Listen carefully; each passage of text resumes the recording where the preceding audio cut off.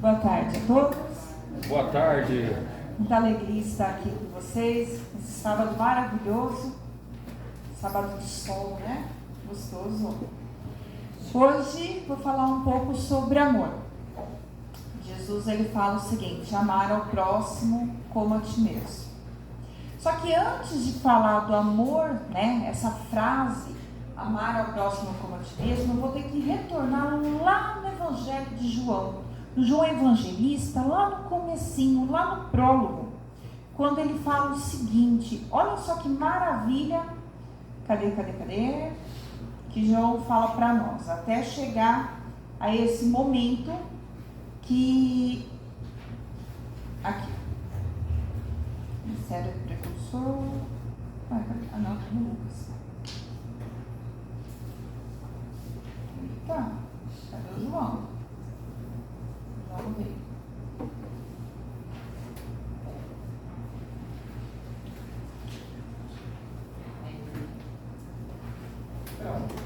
Quando João traz o seguinte, ele começa o seguinte: no princípio havia o verbo, e o verbo estava junto de Deus, e o verbo era Deus. E aí ele vai discorrendo esse momento. Que verbo, né? Quem que é esse verbo? Quem que era esse verbo que depois ele narra e fala o seguinte, que ele estava preparando, né?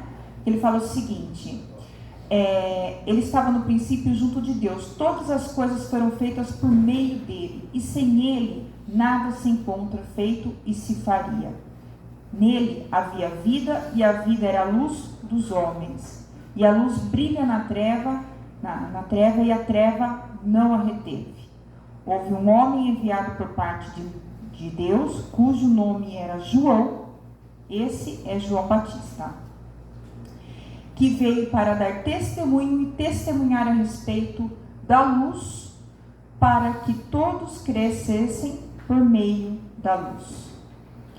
Aí ele fala o seguinte: veio para as suas próprias coisas, mas os seus não acolheram. Mas todos que o receberam deram-lhe aos que creem no seu nome o poder de tornarem filhos de Deus. Olha como é que João Evangelista começa o Evangelho. Ele fala do verbo. Interessante. Para eles, quando eles falam verbo, a narrativa verbo seria sabedoria. Mas vamos trazer aqui para a nossa língua portuguesa. Quem que era esse verbo? Quem vocês acham que estava sendo preparado para sair do mundo, que estava junto de Deus, para vir se preparar para estar encarnado nesse planeta que nós? Jesus. Exatamente. Então João, evangelista, no caso João Batista, ele estava narrando, falando sobre a vinda de Jesus. E por que ele usa verbo? Agora vamos trazer aqui na nossa língua portuguesa. O que é o verbo? Para que serve? Para que nós usamos verbo? Como que a gente classifica verbo? Verbo é uma ação. O fazer. É o tudo, é uma ação, é um movimento. Eu estou falando, eu estou andando, concorda? E qual é o verbo que representa Jesus? O maior verbo que representa Jesus? Amor, amar. Então é como se falasse assim: o amor entrou em ação aqui na terra. Ó, forte ou não? O amor em movimento na terra. Então o amor não é uma teoria, não é só um verbo, ele aconteceu aqui na terra. Entende? Profundo, né? E aí, o que o João fala aqui para nós? Que acho que todo mundo já viu esse versículo, inclusive em filmes, né? Tem filmes até que usam esse versículo aqui, ó. E o verbo se fez carne e habitou entre nós. Vimos a sua glória como a glória do unigênito do Pai, cheia de graça e verdade. E o verbo, o amor, encarnou aqui na terra. Lindo, né? E esse amor é Jesus, a maior representação do amor encarnado. E como que ele representou esse amor? Só com fala? Com ação. O momento, os 3 anos, os pequenos 3 anos que ele passou nos ensinando aproximadamente, ele demonstrou, olha só que sabedoria, isso é ser mestre. Ele se preparou milênios para encarnar. Nasceu entre os homens. Tinha todo o conhecimento, a sabedoria, ele sabia quem ele era, porém, ele aguardou, ele esperou, ele aguardou o momento certo para dar início ao seu ministério, mesmo tendo conhecimento daquilo que ele tinha. Ele esperou o João narrar, ele esperou ser batizado para poder começar. Aí ele fica 3 anos aproximadamente com os discípulos. É um intensivão, né? Um intensivão. Ele conclui sua missão e vai embora. E nesses 3 anos, até hoje, está tentando aprender o que ele passou para nós em 3 anos. Imagina se ele tivesse ficado mais tempo. Já pararam de pensar nisso? E ele continua conosco, porque ele não deixou de amar. Ele veio, preparou pessoas, homens, pessoas como homens e mulheres, que estavam ali a seu redor para falar, vamos falar de amor agora. Vamos entender a lei do amor. Eu não vim destruir a lei e os profetas, eu vim sim dar cumprimento. Então, olha que maravilha. Essa ação. Então, Jesus mostrou o amor em sua atitude. E é exatamente isso, por isso, que ele faz assim um novo mandamento. Ele dá um novo mandamento aos seus discípulos. Logo, na última ceia. O que ele fala? Um novo mandamento vos dou, que vos ameis uns aos outros, assim como eu vos amei. Que também vos amei uns aos outros. Nisto todos conhecerão que sois meus discípulos, se tiverdes amor uns aos outros. Por que ele fala novo mandamento? Eu aprendi esse contexto com o Paulo, de Macatuba, não de Tarso. Quem conhece o Paulo Marzanati? Eu falo que é o Paulo de Macatuba. Ele falou, Mariana, é a 4ª forma de amor que Jesus nos ensinou. A gente ter aquele amor sublime, aquele amor incondicional, aquele amor próximo de Deus, e Jesus ele passa isso para os seus discípulos. Então é por isso que ele fala que é o novo mandamento. E ele conta isso logo no momento em que ele está se despedindo dos discípulos, que é exatamente na última ceia que ele fala isso. Aí você imagina a cabeça dos discípulos, né? Que entre eles estavam tentando entender essa convivência. Gente, é fácil conviver um com o outro. Mesmo pensando, tendo os mesmos propósitos, é fácil. Então imagina, isso que ele fala, ame seu povo, ame as pessoas próximas de você, porque quando a gente vai tentar amar uma pessoa que a gente não conhece, que não tem princípios e muitas vezes valores completamente diferentes do nosso, é mais difícil ainda, concorda? Quebrar os preconceitos, tudo isso é difícil. Então ele já coloca essa condição assim, aí vocês vão ser os meus discípulos. Agora eu vou falar uma coisa para vocês. De tempos em tempos, Deus manda algum exemplo de amor para a gente. Todo mundo fala dos profetas, né? Aí todo mundo fala assim, mas o profeta é lá no Antigo Testamento, concorda? Elias, Isaías, etc. Todo esse pessoal. Por que Deus mandava de tempos em tempos? Normalmente, alguns deles até eram contemporâneos. Mas cada um em regiões diferentes. Por que isso acontecia? Deus mandou suas leis através de Moisés, organizou tudo bonitinho. Isso que tinha, tem um pessoal lá antigo, mas vou trazer Moisés para ficar um pouco mais recente. E aí, de tempos em tempos, aí escreveram-se as leis. Aí, enquanto estavam no tempo de Moisés, as pessoas estavam com as leis mais fresquinhas na cabeça. Só que o tempo vai passando. E as pessoas, muitas vezes, a população vai se perdendo. Então, logo, ia aparecendo, surgindo um ou outro profeta, para quê? Para relembrar o pessoal as leis de Deus. Jesus foi o último? Ou acabou tudo depois dos apóstolos? Não. De tempos em tempos, na humanidade, a nossa humanidade recebe pessoas amorosas, bondosas, exemplares, que dão um exemplo de amor ao próximo. Recentemente, vou trazer aqui nível de Brasil, 3 pessoas amorosas que deram exemplo de amor e foram até contemporâneos. Nós tivemos Irmã Dulce, tivemos o Divaldo, tivemos o Chico, aqui no Brasil. Isso de nomes que nós conhecemos. E os anônimos? E aqueles que fazem um trabalho maravilhoso e a gente não sabe o nome? Então, entende que a semente do amor, ela é jogada, ela é espalhada em vários lugares. Mas de tempos em tempos, alguém tem que ganhar esse destaque para a gente lembrar das leis antigas. O que o Chico falava? Não era amor? O que Jesus ensinou? Amor. E as leis de Moisés? Também era amor. E eu vou provar como? Vou provar para vocês. Porque quando Jesus, que ele veio como apresentação de amor encarnado, e ele fala sobre esse amar ao próximo como a ti mesmo, quando ele fala, ele está nessa situação, ele está nessa circunstância, já é na última semana também, ele já estava prestes a ser crucificado. Então foi logo depois da sua entrada triunfal em Jerusalém. Então já era o período preparativo para a Páscoa. Nesses dias, os fariseus e saduceus queriam pegar Jesus de qualquer jeito.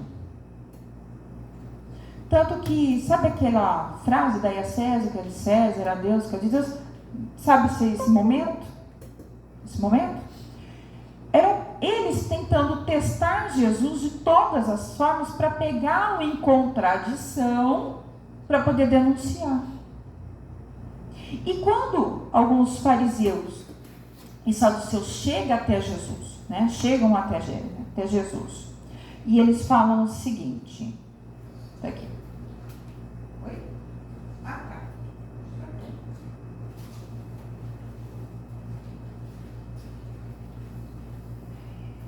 Eles ficaram assim, os fariseus viram, porque assim, Jesus deu uma resposta lá, eles foram testados, e aí, que os saduceus fizeram a pergunta na questão do tributo a César, e eles ficaram em silêncio.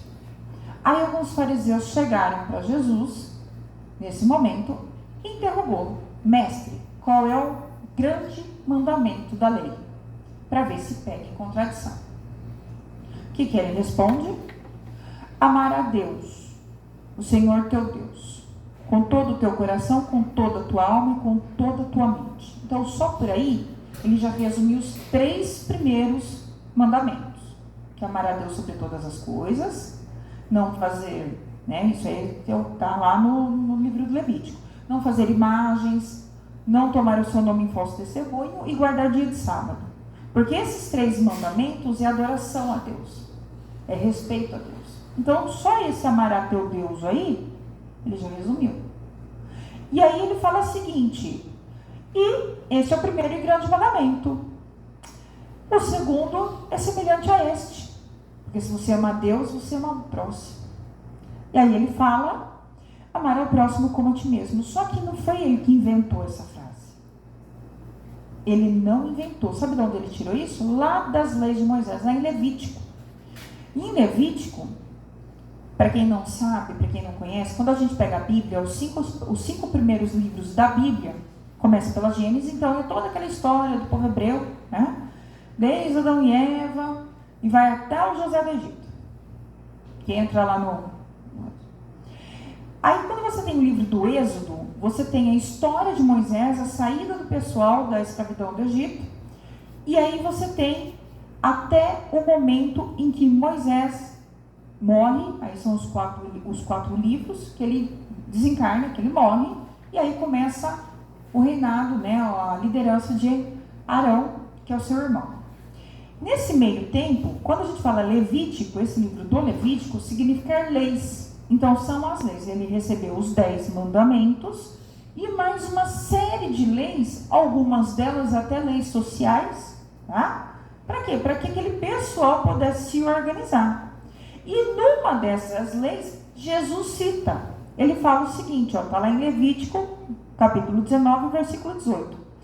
Não procurem vingança, nem guardem rancor contra alguém do seu povo, mas ame o próximo como a si mesmo. Eu sou o Senhor. Olha aí. Lá em Levítico. Então, quando Jesus fala amar ao próximo como a ti mesmo, ele não inventou. Ele fez dar cumprimento à lei e os profetas, como ele havia prometido. E aí você fala, tá, Mariana, mas que amor é esse? Vocês repararam o seguinte, olha como é que é a frase. Amar ao próximo como a ti mesmo. Ele não falou, ama a ti mesmo como você ama o próximo. Daria certo se essa frase fosse o contrário? E aí? Para pensar. Eu vou me amar como eu amo o meu próximo. Dá certo? O que ele falou? Ama o próximo como você se ama. O que ele está querendo mostrar aqui? Então aí nós temos 4 formas de amor aqui. Então, primeiro, amar a Deus. Aí depois vem Jesus, ele fala, amo uns aos outros como eu vos amei. Ó, o exemplo aqui. Só que dentro dessa frase, amar ao próximo como a ti mesmo, eu primeiro tenho que me amar, me conhecer, para depois poder amar o outro. Entende? Porque a frase não é o contrário. Imagina eu tentar amar todo mundo para depois me amar. Quando que eu vou me amar? Nunca é muito tempo, tá? Eu sei que muita gente pensou nisso. Mas nunca é muito tempo. É quase nunca. Que é difícil. É difícil, gente. Então, como é a proposta? O que é me amar? E aí vem a pergunta, o que é o amor? Para eu entender o que é me amar, para entender amar o que é o outro, né? E aqui vem essa pergunta. O que é o amor? Que amor é esse? Que sentimento nobre é esse? O qual é muito difícil da gente. A gente sabe o que é, a gente sabe que precisa pôr em prática, mas no dia a dia parece que a gente toma cada lambada. Por que será? Vamos tentar entender então o que é amor? Primeiro, eu tenho que entender uma coisa. Amor e paixão é a mesma coisa? Não, ótimo. O que é paixão? Passageiro. Doença? Pode ser. É um sentimento. Ela pode ser boa ou ruim. Ela pode se tornar uma doença, como não. Por exemplo, me apaixonei por um molho branco que eu aprendi a fazer. Você pega aquele frango desfiado, daquele que é a carcassinha de frango, aí você põe um pouquinho de leite, aí você põe um queijinho gorgonzola, põe um queijinho meia cura ali para dar aquela liga, né? Olha que bom, né? Alguém já almoçaram? Né? Já, né? Aí, não, mas pode ser parmesão. Pode ser, por exemplo, o gorgonzola pode substituir pelo parmesão. Aí pode ser um só também. Não, já está tudo comprado em casa. Já tá? Já está. Vai uma receita aí, então, ó. Aí você pega, põe um pouquinho de noz moscada para dar aquele toque.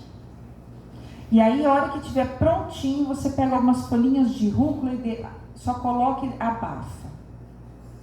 E come com macarrão. Nossa, uma paixão dentro desse molho. Brócolis também fica bom. Olha lá, tá vendo? É ruim?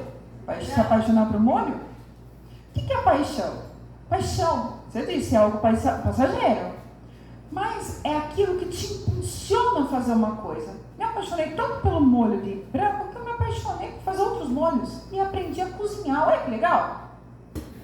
Pode ser? É ruim? Não. Paixão não, por si só, ele é um sentimento que aqui no livro dos Espíritos, porque a gente vê muito assim, as más paixões, por isso que a gente vê essa questão da doença. A gente vê a paixão como algo que a gente perde o controle. Por isso que a gente vê esse lado negativo. Mas a paixão, ela é um sentimento neutro. Entende? Então, e que me dá impulso, muitas vezes, para eu gostar e aprender a amar. Porque quando eu conheço alguém, eu acabo me apaixonando por aquela pessoa, a gente se apaixona. Aí fica aquele tempo, um não vê o defeito do outro, promete mundos e fundos.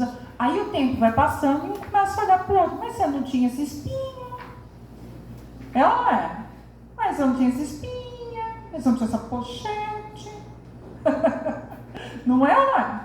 E aí a gente começa a ver se a gente ama a pessoa ou não. Então a paixão por si só ela não é ruim. Mas o Kardec pergunta, ele faz essa pergunta no Livro dos Espíritos, por isso que eu trouxe ela. Como definir o limite das paixões, o limite em que as paixões deixam de ser boas ou más? Aí eles fazem uma analogia com o cavalo. A paixão é como um cavalo, útil quando você domina e perigoso quando você se deixa dominar. Aí vira doença que você tá. Então quando a pessoa se deixa dominar pela paixão, eu começo a fazer todo dia aquele molho branco, macarrão, eu vou ficar doente. Apesar de ser apaixonado, mas eu posso ficar doente, concorda? Cuidar da família, vai comer só isso? Pensou? Não dá. Então a gente tem que ter um equilíbrio. Tá? E aí ele fala, ela se torna perniciosa a partir do momento em que ela começa a causar prejuízo pra gente e pra outro. Tá bom? Então, se eu sei que é paixão, mas a paixão pode me impulsionar ao amor? Pode. Legal? Então, o que é o amor? Bom, eu já sei que amor e paixão não tem nada a ver uma coisa com a outra. O amor, ele é um conjunto de virtudes. Por isso que Jesus era completo. Ele tinha todas essas virtudes. E aí eu vou explicar para vocês como Aristóteles enxergava a virtude. Tá? Por que eu vou chegar na visão de Aristóteles? Ele enxergava a virtude como um conceito assim, de um conjunto de comportamentos equilibrados para que o ser humano pudesse alcançar a eudaimonia. A eudaimonia é felicidade. Mas essa série de comportamentos eram mais comportamentos sociais. Que também, se a gente seguir legalzinho, a gente consegue entender o que é a virtude transcendental, que é aquela virtude do amor. Então é como se fosse um caminho, tá? Como assim? A virtude, ela está entre a falta e o excesso. Por exemplo, vou trazer aqui uma virtude que muita gente confunde como algo ruim, pernicioso. Ambição. Aristóteles vê a ambição como uma virtude, não como algo pernicioso. O que é ambição? É aquilo que move o ser humano a se transformar, a fazer alguma coisa, além. O excesso disso, da ambição, se torna ganância. Aí que eu falo, aquela fulano é ambicioso. Não, fulano é ganancioso. Esse é o excesso. Que aí é pernicioso, que aí causa mal. Porque a falta de ambição faz o quê? Que a pessoa fique acomodada, ela não evolua, ela não progrida. Ela fica ali no canto dela, ela não faz nada e fica olhando quem faz. Ainda fica falando que a vida dos outros é sorte. Entende? Então esse é um exemplo. São 11. Coragem. Coragem não é uma virtude. Todo mundo sabe que a coragem é uma virtude. Mas o excesso da coragem me torna uma pessoa completamente imprudente. E a falta? Me transforma num covarde. Entende que são virtudes? Só que no caso das virtudes do amor, ele traz aqui, ó. Eu trouxe algumas. Jesus era completo em todas. E aí, quando a gente fala amar ao próximo, amar a ti mesmo, se eu fosse colocar uma escalinha, às vezes nós somos virtuosos com outra pessoa, mas não somos conosco. Às vezes eu tenho paciência com o outro, mas não tenho paciência comigo mesmo. Entenderam? Então, quando eu começo a ter paciência comigo, aí se fala que a mudança é de dentro para fora. Porque quando eu começo a ter paciência comigo, que é uma das virtudes, ó, a primeira ali, eu começo a entender o que é ser paciente com o outro. E o excesso da paciência, acontece alguma coisa? Se eu sou paciente demais, eu sou uma pessoa praticamente parada. Espera tudo acontecer, não toma nenhuma atitude. Né? E a falta de paciência que me transforma? uma pessoa impaciente. Entende que a virtude ela entra dentro de um ponto de equilíbrio? E é testada, e nós somos testados todos os dias. Todos os dias nós somos testados. Uma virtude de cada vez. Então aí nós temos a paciência, a tolerância, o que mais aqui, ó? Benevolência. O que é benevolência? Benevolência é uma pessoa que tem boa vontade com o outro. Uma pessoa que procura ajudar o outro de coração aberto. Mas e o excesso disso, o que faz? Faz você uma pessoa vítima de pessoas oportunistas. Ser uma pessoa extremamente boazinha, né? Até que não tem uma pessoa falando, não tem que ser boazinho demais. Não é que você tem que ser mal. A gente tem que começar a analisar se a pessoa não está abusando da nossa boa vontade. Fazendo com que a gente ultrapasse os nossos limites, nos prejudicando outros, para ajudar outra pessoa que se aproveita da situação. É diferente, entende? Então é o tal de colocar limite. Jesus curava todo mundo. Jesus também dava suas broncas, não dava? Ele passava os seus ensinamentos. Ele também dizia que seu sim tem que ser sim, o seu não tem que ser não. O sim tem que ser sim, o não tem que ser não. Está lá no Sermão do Monte, inclusive. Então, aprender a dar limites também é se amar. Tá? Mas sem ser mal educado, sem ser grosseiro, entende? Você fala, agora eu não posso. Às vezes a gente fala, às vezes tem coisa que fala assim, não, é o simples, falar agora não. Agora eu não posso. Agora nesse momento eu não posso te ajudar, mas assim que eu tiver eu posso te ajudar. E cumpre com aquilo que você prometeu. Pronto. Colocou limite. De uma forma sem ser grosseiro, sem ser mal educado. Bom? E aí, a benevolência, a boa vontade, incondicionalidade. Isso é a parte mais difícil, você ter o amor incondicional. Por isso que aí não entra Aristóteles, aí é algo mais transcendental, eu falo. Que é esse que é o amor que Jesus nos amou. Como que eu vou ser incondicional? Como é que eu não vou dar conta? É para mim aquela água? Oi? Não, então tá bom. Ele vem devagarzinho. Então, e o que é ser incondicional? Gente, é algo que você... Incondicional é não dar condições. E a condição é o famoso ser. Muitas vezes a gente quer que as pessoas nos respeitem colocando um monte de ser na frente. Às vezes nós colocamos um monte de ser na nossa frente. Aí eu só vou ser bonita se eu fizer uma plástica.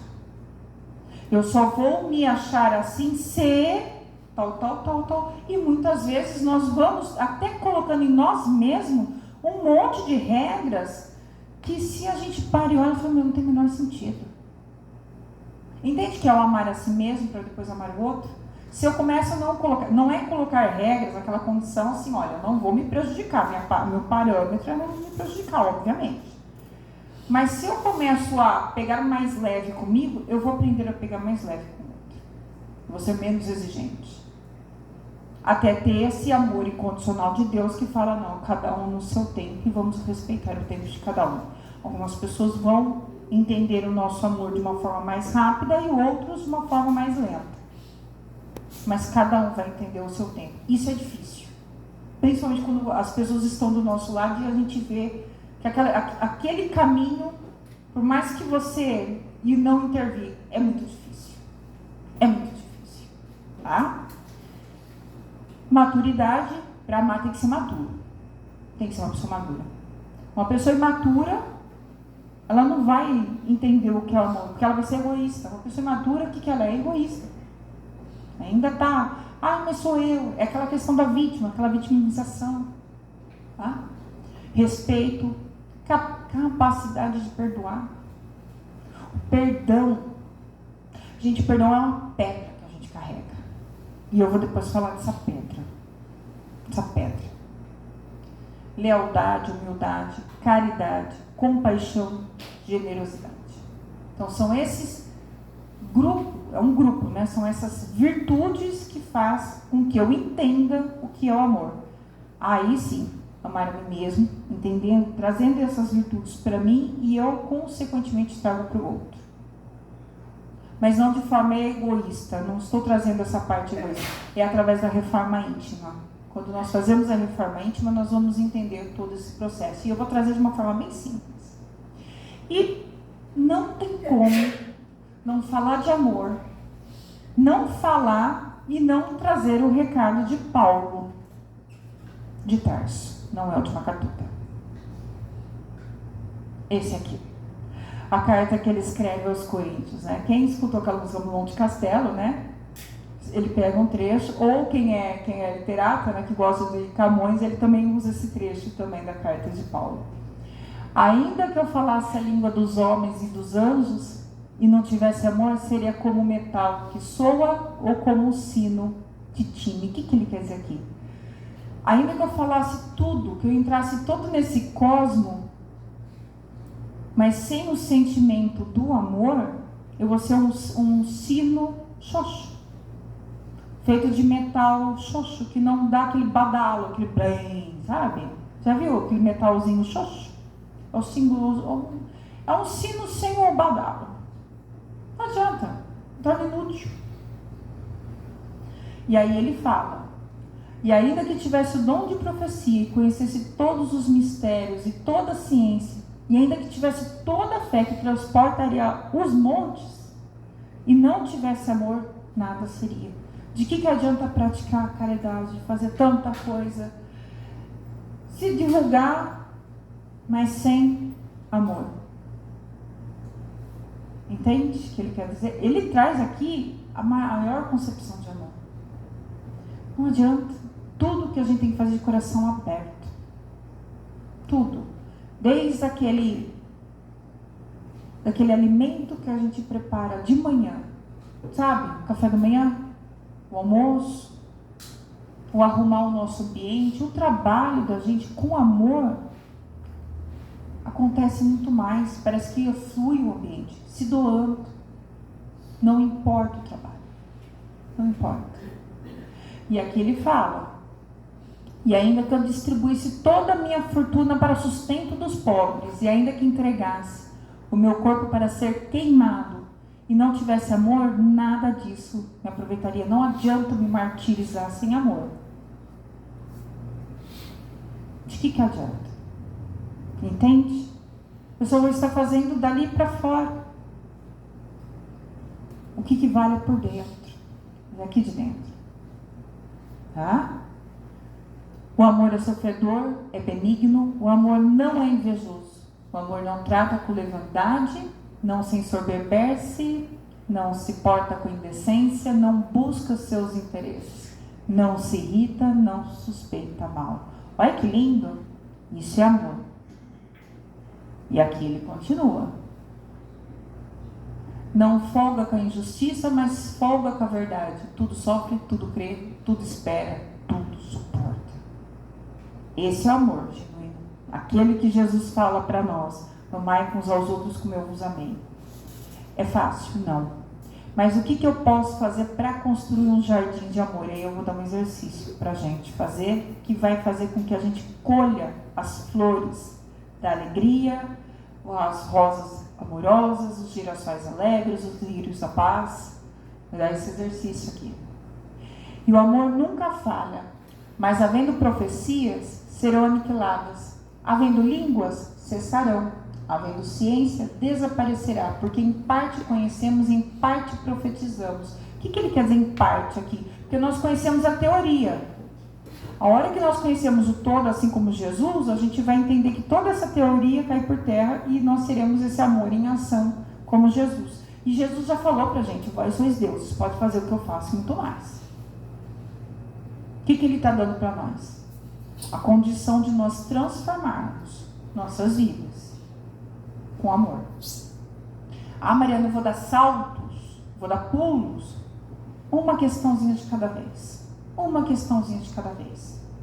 Tá? E aqui ele finaliza: mas quando vier o que é perfeito, então o que é em parte será aniquilado. Ou seja, essa teoria.